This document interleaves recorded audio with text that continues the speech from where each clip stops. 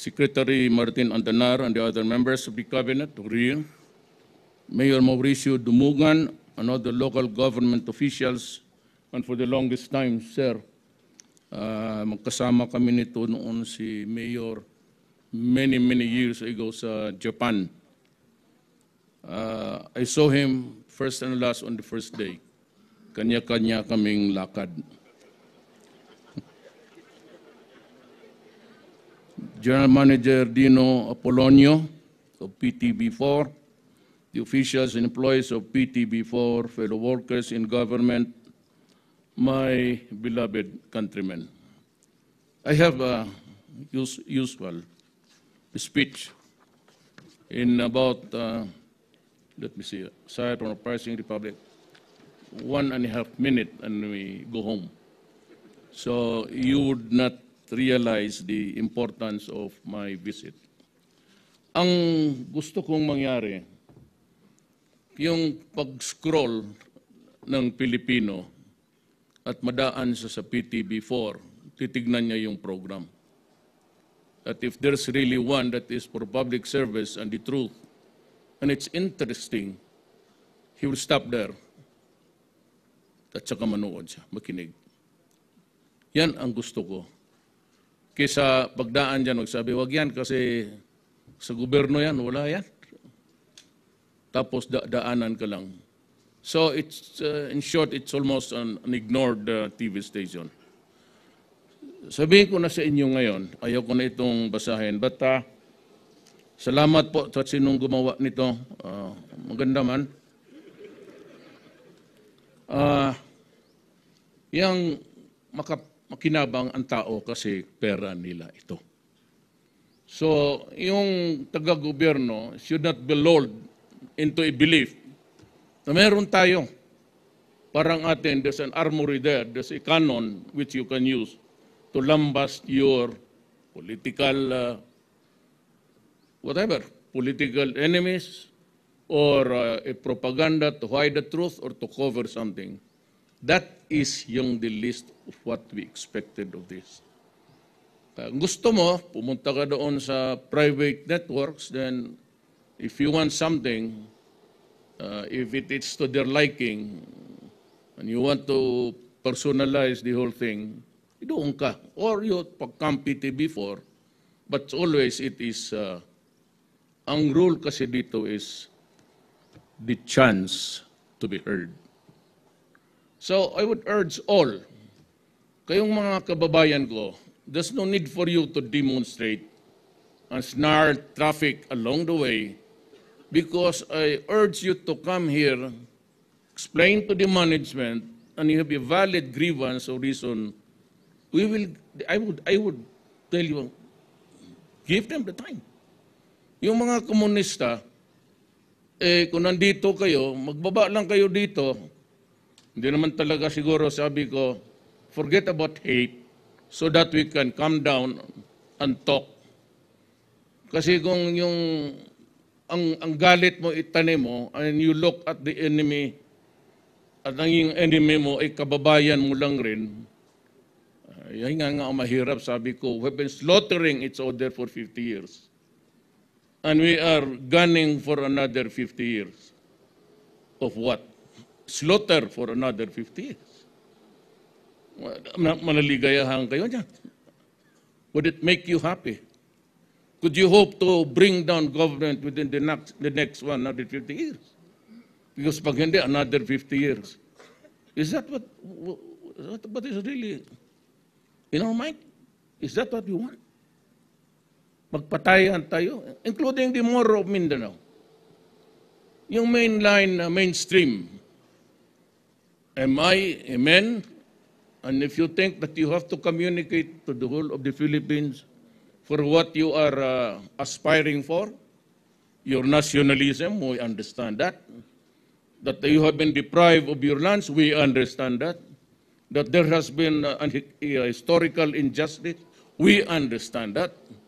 That the fact that you were there when Magellan was sailing just about the first day of his voyage here, alam namin yan. So you can explain it. I would gladly ask management to use their discretion, their utmost. And publicly, I will say now, I am ready to grant all government communication facilities the degree of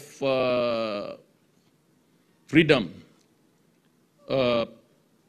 Bitawan namin kayo and act just like a private.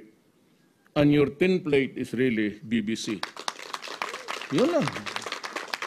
I would even urge you to draft the law that you want. Maybe you can, kasi itong Pilipino, copying lang naman. So you go to Britain and copy. But not very good at copying. But anyway, if you can improve, kasi ganito yan eh. Baka, tubig. Lumalamig ko siya. This is not the weather that I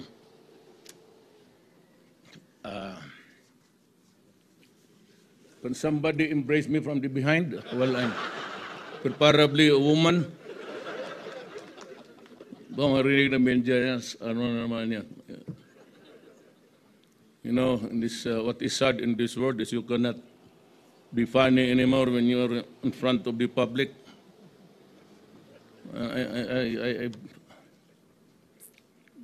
I'm not taking life as a joke, but at least we should have a degree of ano yan, kasi uptight tayong lahat eh, lalo na presidente. Wala lang, sabi ko nga, treat me as mayor. You know, I never really graduated. I'm sad to say that, I'm sorry. From being a mayor to a president, sabi nga nila itong presidente natin, hindi naman statesman. If you're gunning to be a hero, statesman, tapos may monumento ka dyan, pag nawala ka na, wala akong ambisyon na, do not do it to me. Just burn me and bury me within 24 hours. No necrological services, no nothing. No prayers. I've done all of that during my lifetime. Unahin ko na lang kasi lumalamig ang panahon. So can I just talk arms akimbo just to keep warm? Ayan ang mahirap, ano ka ng girth, ano ka na naman, masabit ka. Totoo yan. So it's better to look at the camera directly and ignore the beautiful people here. Where was I? I'm ready to really to grant you to devolve to you. Walang makialam. And because I'm back to the thought now. Alam mo, pera ng tao to. So gusto nang makita na tao yung what's happening in this planet. So they want to hear their countrymen, mga NPA, will give you the space. Ang ating mga Cordillera guys, go ahead, come down. No need really to fight. Hindi na kayo, kasi kung mag-demonstration kayo, wala naman magkita. You'll just invite, how would you call it? Hindi naman, but it will not be a respite of what of the Filipinos is complaining every day. Traffic and everything. Use it. It's the people's money. And the people would gladly hear you. And what I can assure you during my time is this. There will never be a time that I will use PTB4 or its allied services there for my personal. Di ko na kailangan. Just tell me, tell the people about me the truth. Alam mo bakit? I'm not first on the, lamat ha? Believe talaga ako, ma'am. Ito na lang. Ako na.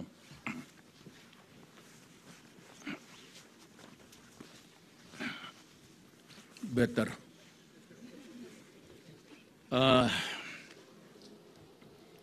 No personal use of, I won't allow it to anybody. Maybe if you want to issue a statement in connection with the what you do, especially if you're about to be criticized or being criticized or having been criticized and you want to answer, I said, fair chance, the right to be heard. Remember that. So when you begin to crucify somebody, whether in government or in some other areas of our civilization, be sure to give him, the other guy, the right to be heard. Period. Yun lang. And everybody's allowed to use it. Para paintindihan talaga ng itong mga komunista, sinasabi ko sa inyo, yung audience ninyo noon, hindi na yun ngayon. Wala, hindi nakakaintindi yung when we, I was there during season's time, I was listening to him. I was a favorite apostle of Jose David Lapos. And you can ask him, pero noon lang yun, I was listening to Lava, Brothers, and Tulansang, na mukhang hindi na. Para magwapo daw ako. Salamat, Mama.